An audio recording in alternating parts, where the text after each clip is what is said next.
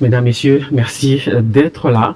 Merci également à Tochumani qui sont d'être là.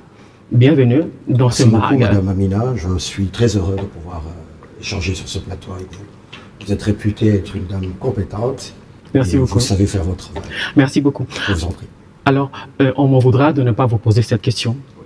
Vous êtes passé de l'UNC à l'UDPS. Ce sont pourtant des partis alliés. C'est pas un peu absurde? Écoutez, le patriotisme veut que nous puissions nous donner, en ce qui concerne en tout cas ma conviction, corps et âme à ce pays. Et lorsque la moindre doute commence à être perspectible dans l'action, dans le comportement, il est temps de faire un sursaut patriotique. L'UDPS, dans le cadre légendaire, si je dois parler de ce parti où je suis maintenant, n'est pour de nul et aucun doute le seul parti qui incarne vraiment la protection du Congo. On peut commencer à l'UDPS ou finir à l'UDPS, c'est là en fait la vraie école patriotique. Je pris mes distances de ce parti dont vous avez cité le nom et de son leader pour des raisons de versatilité et de manque de précision en termes de protection de la République. J'ai jugé que le patriotisme n'était plus au rendez-vous, la méritocratie et d'autres faits.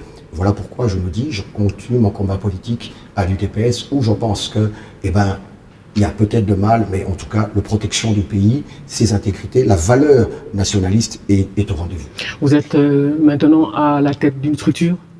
Oui, je suis président, donc je préside à la tête de la structure Nouvelle Génération Politique du Congo. Nous avons inscrit notre combat dans le sens de pouvoir accompagner le chef de l'État, donc Nouvelle Génération Politique du Congo pour Fachi Béton, qui s'inscrit dans le combat mené par le chef de l'État, parce que nous avons simplement compris la tactique par laquelle le chef de l'État opère pour déboulonner, pour arrêter, pour pouvoir faire pleurer Kagame et remettre ce pays sur le chéquier international, notamment cette diplomatie agressive et qui donne des résultats avec les sanctions de Joseph Kabila et de Kagame, ainsi que leur pantin.